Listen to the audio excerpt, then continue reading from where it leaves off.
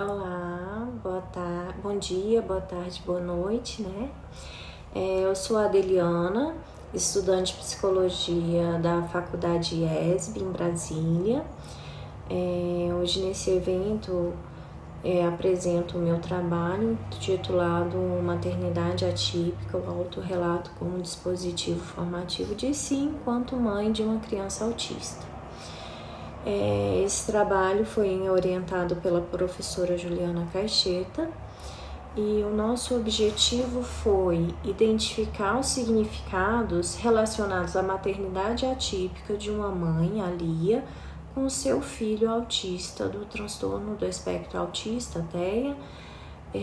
A maternidade atípica ela é entendida como as experiências de mães cujos filhos e ou filhas não se enquadram nos padrões sociais esperados. São as mães cuidadoras de pessoas com deficiência, transtorno ou doenças raras.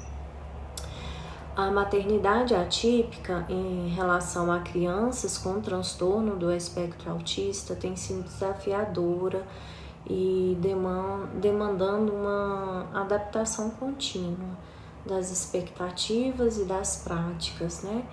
Com a necessidade de um forte suporte emocional e social para lidar com as complexidades do desenvolvimento e das necessidades dessas crianças, né? A literatura científica, ela mostra que as mães que têm filhos ou filhas com transtorno do espectro autista frequentemente se comportam de maneira muito protetora, assumindo o papel de principais cuidadoras e muitas vezes sacrificam suas próprias necessidades em prol do bem-estar e dos cuidados dos seus filhos e filhas, né? Elas tendem a pensar de forma constante sobre o futuro de suas crianças e muitas vezes se preocupa com o desenvolvimento social, com a autonomia deles no dia a dia, enquanto também estão lidando com sentimentos de ansiedade, incerteza e até um isolamento social. Para fazer essa pesquisa, nós utilizamos uma metodologia de pesquisa qualitativa, já que é um tipo de pesquisa que se interessa pelos significados que as pessoas constroem sobre os fenômenos sociais que vivem. E dentro dos tipos de pesquisas qualitativas, nós optamos pela pesquisa narrativa, que é aquela onde a pessoa ela pode narrar a sua própria história e nós, como pesquisadoras, podemos analisar essa história. No nosso caso, nós pedimos para a Lia escrever um autorrelato sobre a sua experiência com seu filho Cauã. Experiência aqui, ela é entendida como aquilo que acontece comigo, o que é importante para mim, no caso, para a pessoa que narra a história, né? No caso desse estudo é a Lia. Então, pedimos para que a Lia assinasse o termo de consentimento livre e esclarecido, né? Para que ela pudesse participar dessa pesquisa e que ela escrevesse um relato sobre a sua experiência da maternidade atípica com seu filho Cauã. A Lia fez uma primeira versão do texto, depois ela pediu para refazer, e acrescentando informações a esse relato. Então, a ela foi permitido fazer essas retificações que ela quisesse, quantas vezes fosse necessário na percepção dela. Então, ela realizou 3 versões. E nós analisamos apenas a última que ela nos encaminhou. Então, nós passamos a fazer uma análise textual discursiva, que é uma técnica de análise de dados linguísticos. Os resultados mostraram que Lia é a mãe do Cauã, uma criança de 10 anos, e que ao longo da sua jornada ela enfrentou diversos desafios e também pontuou que teve grandes aprendizados com essa maternidade. Podemos perceber que Lia tem um grande envolvimento com o processo inclusivo do seu filho, que ela trabalha para que ele tenha os seus direitos respeitados. Vou ler 2 trechos apenas do seu relato para compartilhar com vocês, tá? Não vai dar para ler todos, infelizmente, mas depois leiam um artigo que realmente está valendo a pena. Nós dividimos os resultados em categorias e eu vou ler 2 delas, né? Uma delas é o desafio de compreensão e comunicação, que Lia relatou ter muita dificuldade em manter uma conversa com seu filho, né?